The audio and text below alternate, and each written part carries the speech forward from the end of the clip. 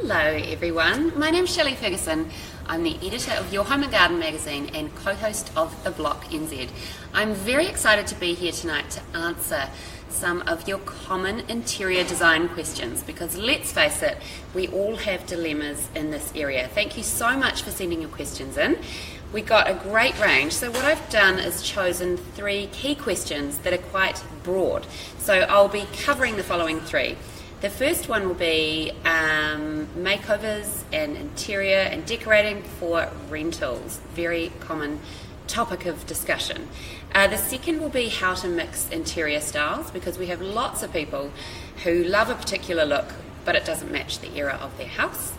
And the third will be creating a kids' room, layering a theme on top of a neutral kids' room.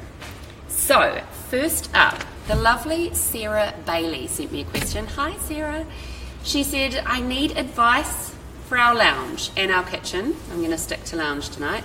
I'm stuck. We rent and have done for quite some time. We've moved 8 times in 7 years with 4 kids. I've given up on interior design even though I love it, but having fussy landlords means no picture hooks here. I'd love some temporary damage-free ways to revive my rooms. First off, hi Sarah, congratulations on the amazing juggle that you must be living at the moment. And please don't give up. It's so important that your home, whether it's a rental or not, is a place that you love. You want to get back every day, walk through that door, and you need it to make you smile. So renters, high hopes, don't give up. There is so much you can do to add freshness and revive those spaces. So what I've done here, I've put it together a little mood board for you, Sarah. I don't know your interior style, so I've looked at some common trends that are out there at the moment so that if you're on a lower budget or a higher budget, these products will be easily available. So my first tip for you, Sarah, would be to do a little bit of detective work identifying your interior style. So what too many of us do, we don't plan. We go shopping, as we women love to do, and we see something we love, think, great, that'll be perfect for my lounge. We get it home and think, oh, why doesn't it work? It's because it was with something different, some other colours in a different space in the shop than in our home. So it's all about what that product is teamed with. So what I would do is find your inspiration piece, whether that's looking in your wardrobe and finding your favourite colour or print or pattern, whether it's an amazing artwork that you love, certain colours that you're drawn to, whether you travelled to Santorini and were so blown away by the blue and white that, coastal seaside style will be your thing. Do a bit of detective work. Go onto Pinterest, pull some images together, get a real sense of what inspires you, okay? And then we can start to build our look from there. So everything I've done for you on this handy little mood board tonight, Sarah, is absolutely temporary. So first off, I would ground the space. And I've chosen a gorgeous rug here. I've gone slightly neutral for you because you may be moving this furniture around. So essentially what you want to create is a kit set that you can pick up and move to anywhere. So you want to keep the big investment pieces so that they're going to last for years. So if you go buying a bright pink couch, yes, you may absolutely love it, but you may find it doesn't work in your next place. So a bit of a waste of money. So I'm going for a neutral look and layering on the colour here with accessories. So what a rug does, it just grounds your space. It's like creating a little set on a stage. Don't go for a rug that's too small. Try and go big so that the furniture sits around it nicely and you're not tripping up on it all the time. Rugs are also a blessing for rentals because they hide really ugly floors. Often you can't do anything about the floor in a rental, so it's a really nice way of breaking up the space. So onto our big pieces of furniture. Couch-wise, I've gone for a beautiful grey couch here for you because it's very neutral, modern, but would also suit a classic home. Modular is key, and what modular means is we can change it around depending on our space. So this has got an L shape which can be changed from left to right depending on what your space is. If you're in a smaller space, Sarah, I would suggest you potentially go down to a 2 or 3 seater with a lounge chair on the side just to break up the look a bit. You don't want the couch dominating the room. By the way, if you can't see these that well, we'll be popping them up on the Facebook page, so you'll be able to see the look closely and see where everything is from. This beautiful statement artwork here from Freedom, this was my inspiration piece, and often art is a really clever way of inspiring an entire room. So all I've done with this is pull the colours from the artwork out into the rest of my choices for the room. So a big interior trend overseas is actually leaning big statement artworks up against the wall. So Sarah, you're just well ahead of the trend. Think of it that way. Now this one's a canvas, so no glass. Your gorgeous 4 children will be perfectly safe. But art really is key, making a statement in an interior. So this way you can still get it in there in a temporary way. What I've also done is found these beautiful linen curtains from Easy Buy. They're an absolute bargain. They come in these 3 colours. And I know often in a rental you can't change the window treatments, but sometimes you can detach them and keep them to put back on later. So the beauty of these linens is they're really dreamy and fluid. They just add a beautiful layer of warmth and texture to that vertical space. Because in a rental, the risk is all of your styling, all of your colour is down low because you can't use the walls. So these can be just draped over, they can be knotted or even looped over the current curtain or blind rods. Really pretty, such a bargain. Next, I know you can't hang anything on the wall, so a good way of attacking that is grouping small, light items in different collections. I love displaying collections on walls. You could even do it with your favourite hats or gorgeous cane plates. Freedom had a lovely woven textured range last year that looked really beautiful, just mounted with 3M hooks in a group of 3 on the wall. So what I've done here, this artwork is really small and light. I've chosen a wall hanging to bring some texture in, and also a little mirror. So you can use these with 3M hooks and they're not going to pull any paint off, I promise. The beauty of a mirror is that it also throws light around the room, so it reflects and it makes the space appear bigger. Another little trick for renters, wall hangings, so many of them around at the moment. Use your door. My boys' rooms, I have little things hung off the doorknobs and they love it. So you could hang a really gorgeous wall hanging off your doorknob too. So up next we start layering the fun stuff, and this is why it's actually really exciting, Sarah, because what makes a room stand out is your special touch. It's your personal touches. It's the homewares and the accessories and the colours, things that you've collected that tell a story about you. That's what actually makes a room. So yes, the big stuff is important, but you can have some real fun here. So all I've done is chosen a few statement cushions that tie into the look of that artwork. Different textures, different colours, different shapes. Honestly, sometimes you feel like you've got a whole new room if you just do a cushion makeover. Look at these gorgeous ones here. Cushions are key. Right, so let's move to another angle of the room. Multi-purpose furniture is key for you, Sarah. So I found this gorgeous, almost Scandi-inspired entertainment system. The beauty of it is it doubles as storage. And you can hide lots of things away in here. You can pop your TV on top or mount it on the wall above. You can hide all your kids' DVDs, cords, electrical things away inside it, but it's still a really beautiful statement piece. The other thing it does is creates another shelf opportunity, so you can lean things up. What I like about these too is you can group items in a little collection on top. So I love to grab a tray, pop it on top, put 3 items of different heights, different textures, different shapes, and it just creates a really nice little grounded and styled collection. Love this point. Plants are huge at the moment, aren't they? And what I've done here is I've just got a $12 seagrass basket from Kmart, and there's a gorgeous fiddle leaf fig inside it. The beauty of these plants is that they grow really tall. So again, what we're trying to do is break up that vertical space. So there's some level of interest at your eye level rather than having nothing on the walls, but you can just take it away again.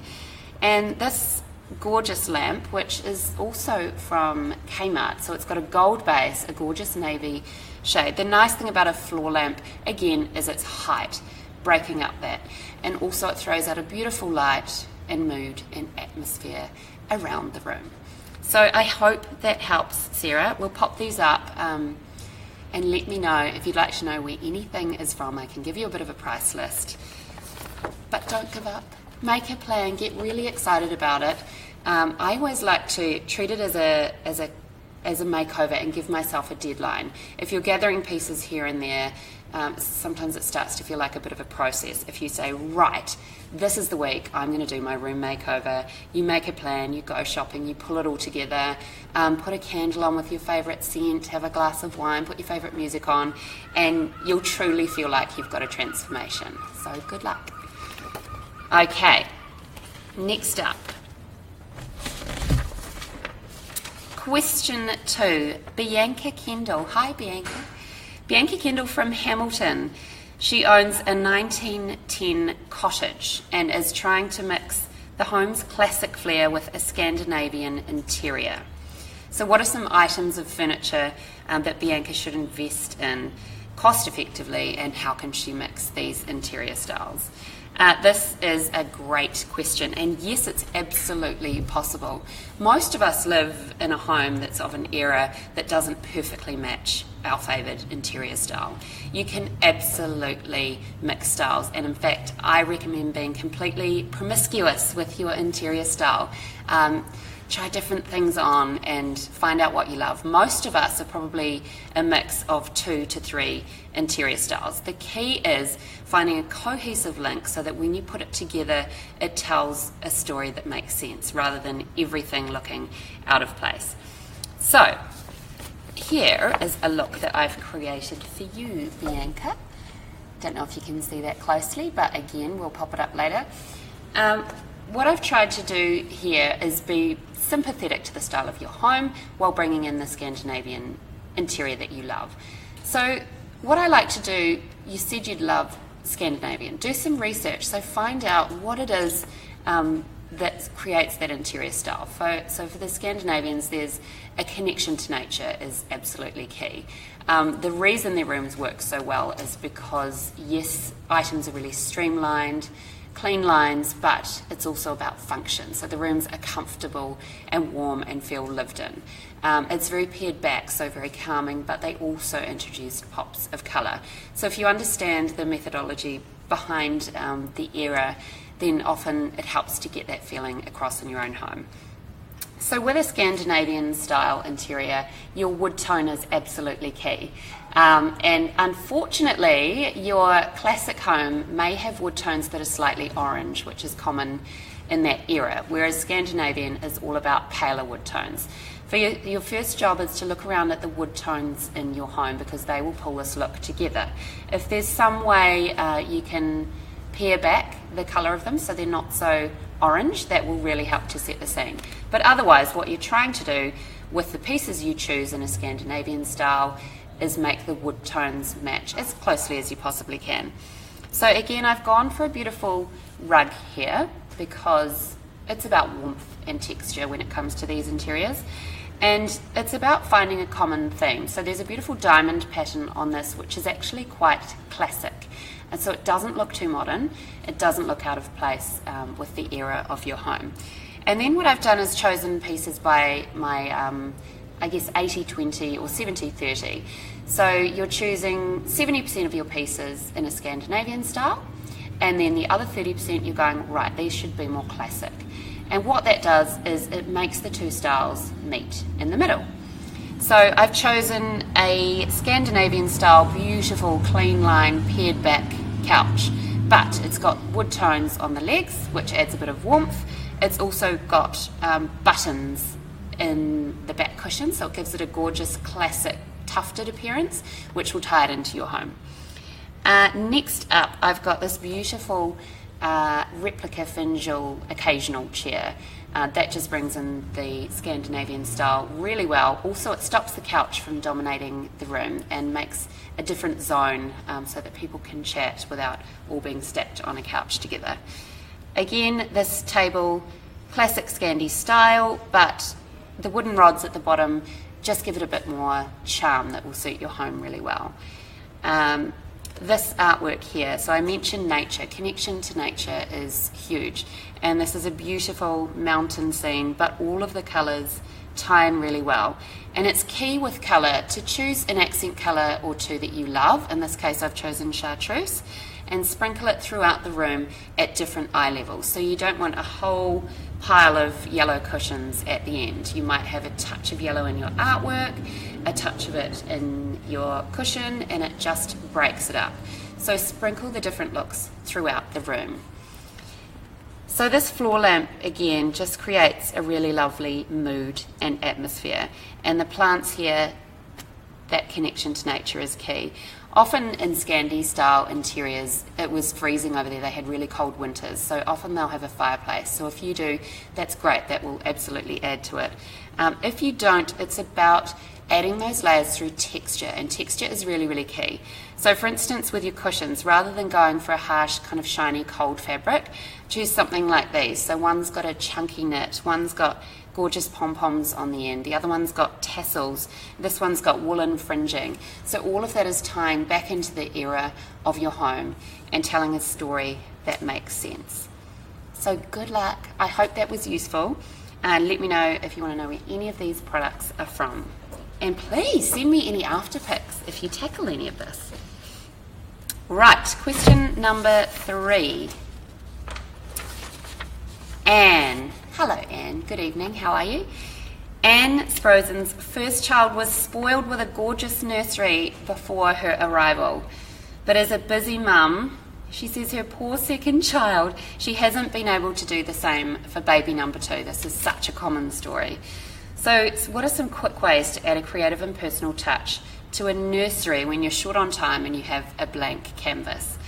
Firstly, Anne, congratulations on your babies. I know you're short of time, but it doesn't mean that you can't create a gorgeous room. Also, don't put too much pressure on yourself. So this is something that you can build over time. So first off, I would say choose a theme. So I love to look at my little ones and almost let them inspire a bit of theme. So a theme such as animals, I think, would be incredible for you because it will relate to your little boy. He'll love it, and it's a theme that can transition from a baby right through to 6, 7, 8-year-old. So choose a few accent colours that you love. This is the same as the other rooms. Create a bit of a plan. So I don't think you need to go crazy painting. I think you can absolutely add those layers of interest and creativity in a nursery without doing much work at all, to be honest. But again, it's all about gathering products you love that tell a story together and pulling them into a little bit of a mood board at home before you go shopping, so you've got a plan. This is a great example. Isn't it adorable? Look at that giraffe on the wall. This was featured in Your Home and Garden last year. It's a styled look that we put together, and it just shows that with a blank canvas of yours is a Spanish white, you can still create a gorgeous look. So my first tip would be temporary wall solutions. So this is actually a wall mural. You pop it up with, yes, it has a glue, but it's temporary. So whenever you get sick out of it or your child grows out of it, you can pull it off and wipe the glue off, and your paint will still be in great condition. What I love about this too is that it's a bit of a graphic for your baby boy. So I think too many kids' rooms now are absolutely perfect and styled by the parent who wants the interior look to exactly match what they like. But what's going on with that child? What are they doing? What do they love? What do they need in their room? What are they learning? And let's start catering to the child as well as to the adult's interior style. So he's going to love the contrast of this black, white and grey giraffe because he'll be able to see all those lovely shapes. I love this rug because not only does it create a focal point for the entire room, it's also nice and textural for him to lie on and run his little fingers through. And that's really important in kids' rooms, is creating zones for different activities. Again, thinking, what's he doing in that room and how can I cater to that? So you can go quite creative with that rug. That's going to be one of the focal points of your kids' room as well as the artwork. The other one is wall hooks. These are a really easy, cost-effective way. You can get them in so many different shapes and sizes, and they just break up the vertical space. So you can hang plenty of things off them, from lovely seed lights to clothes to wall hangings, and they're a really nice way of almost having artwork but in a different form. I love wall shelves in kids' rooms, so you can buy these from Kmart, the warehouse, in a really cost-effective way. I love the round shape because it breaks up all of the long lines in this house. And what it does is it means you can group little collections, and that creates a focal point as well and gives your walls some interest. I've also got this theme from the same shoot, and this is a nice example, isn't it gorgeous, of how you can choose a few accent colours and your base is neutral and grey, but you can build a look on top of that. So the key areas here that colour has been added is through bed linen. Bed linen is a great creative opportunity for you to add some wow factor to your little guy's room. So the headboard here, when he gets a bit bigger, instantly grounds the bed and creates a focal point. Your eye goes straight to it. And then lots of creative, amazing kids' bed linen around. So go crazy with it, have fun, mix up prints and patterns, put some gorgeous soft scatter cushions around, and his lovely favourite soft toys. Again, this is probably for in a couple of years when he's a little bit older.